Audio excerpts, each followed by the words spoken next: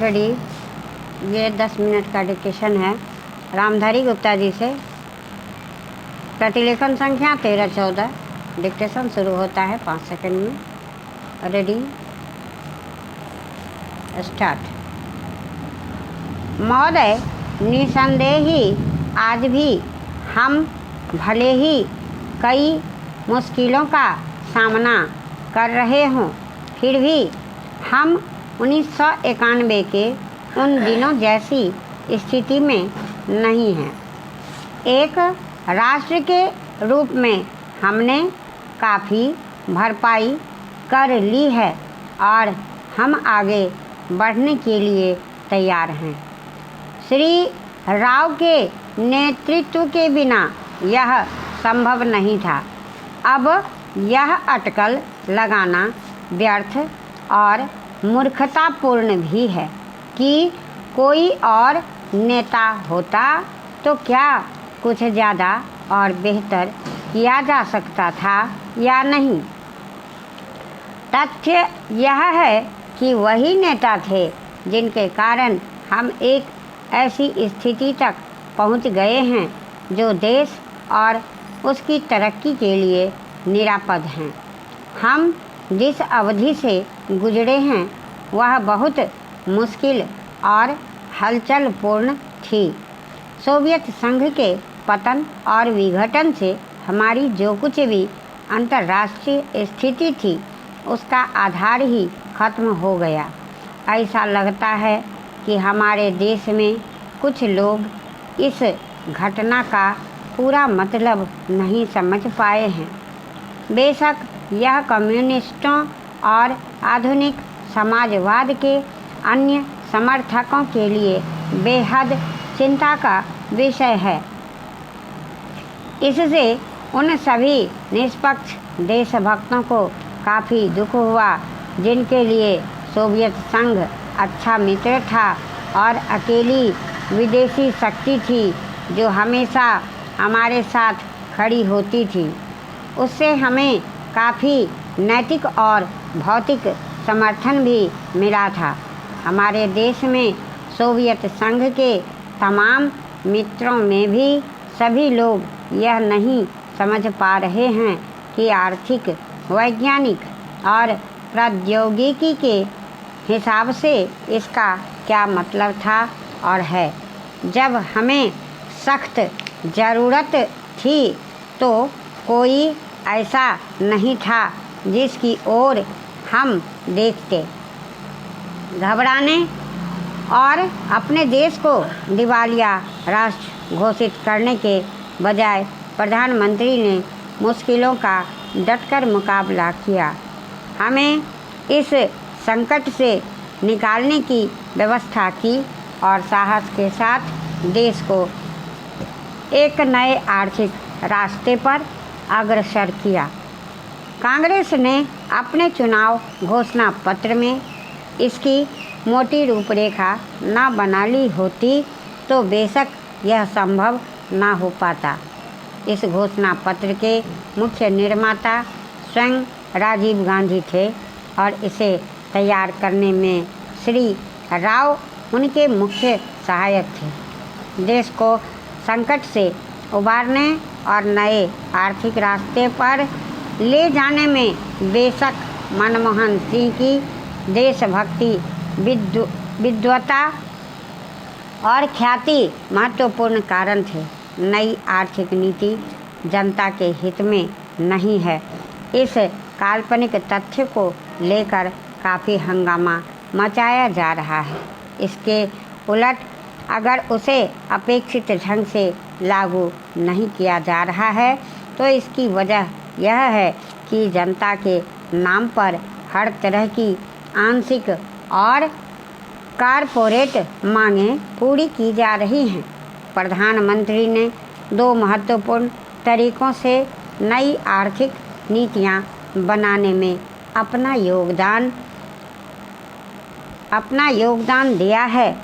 सबसे पहले तो उन्होंने नई नीति लागू करने के लिए मध्यम मार्ग अपनाने पर जोर दिया है। नए आर्थिक कार्यक्रम को लागू करने में उन्होंने जो दूसरा महत्वपूर्ण योगदान किया है वह है इसके पक्ष में राष्ट्रीय सहमति बनाना।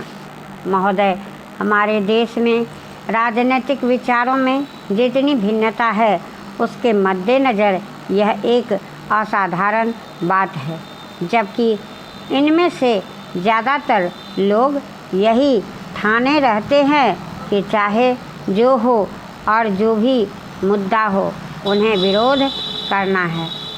चुनाव में झटकों और यदा कदा टेढ़े मेढ़े रास्तों के बावजूद प्रधानमंत्री के नेतृत्व में जो नई आर्थिक नीति बनाई गई है उसे राष्ट्रीय स्तर पर स्वीकार कर लिया गया है। माकपा से लेकर जनता दल और भाजपा तक आर्थिक क्षेत्र में मूलभूत सुधार के अलावा पंजाब में नाटकीय बदलाव आया है। बंदूक की लड़ाई की जगह अब पूरी तरह बैलेट की लड़ाई ने ले ली है। उस प्रदेश की जनता के लिए यह दूसरी आज़ादी से कुछ कम नहीं है। असम और उत्तर पूर्व के कई हिस्सों में भी ऐसे बदलाव आए हैं, हालांकि वे पंजाब जैसे नहीं हैं।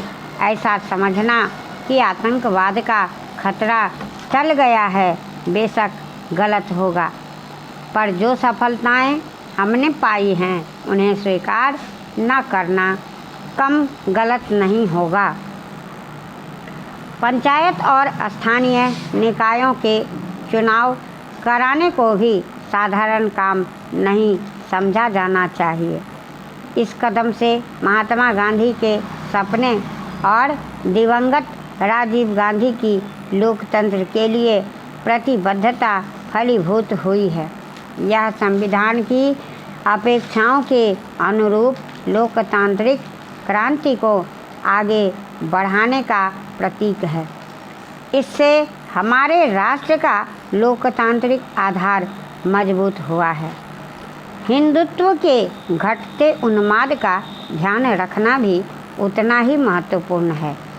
भाजपा और शिवसेना को चुनावी सफलता भले ही मिल गई हो, पर राष्ट्रीय स्वयंसेवक संघ का नेतृत्व भी मानता है कि उसका मुख्य कारण कुछ राज्यों में भ्रष्टाचार, बढ़ती कीमतों, बेरोजगारी आदि जैसी सामान्य समस्याओं से निपटने में कांग्रेस सरकार की नाकामी थी, न कि सांप्रदायिक भावनाएं। हिंदू सांप्रदायिकतावाद में स्पष्ट कमी आना बहुत बड़ी राष्ट्रीय उपलब्धि है। इन सबसे महत्वपूर्ण सार्वभौमिक मामलों में भारतीय व्यक्तित्व का फिर से उभरना, इसके आयाम हमारे विदेश संबंधों में आर्थिक अंश की वृद्धि से कहीं अधिक है।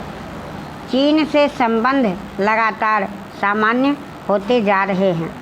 भारत ईरान संबंध फिर कायम हो गए हैं। इसी तरह दक्षिण अफ्रीका के साथ परस्पर लाभ के सहयोग की नई संभावनाएं बनी हैं।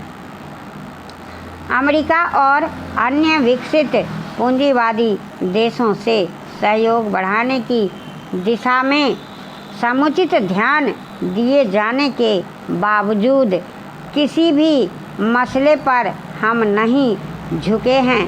समर्पण की बात तो दूर है, इसमें आर्थिक संबंधों के महत्वपूर्ण स्वरूपों के अलावा रक्षा का क्षेत्र भी शामिल है। इसका सबसे ताज़ा उदाहरण परमाणु अप्रसार संधि के मामले में हमारा अपनी नीति पर कायम रहना, जबकि इसके लिए हम पर कई दिशाओं से भारी दबाव डाला गया। गुटनिरपेक्ष आंदोलन को नई नीति देने के प्रयास भी चल रहे हैं। इन सब उपलब्धियों को मिलाकर एक वाक्य यह है कि प्रधानमंत्री ने सबसे बड़ा काम यह किया कि हमारे देश में शासन पुनः स्थापित कर दिया और लोकतंत्र को सुदृढ़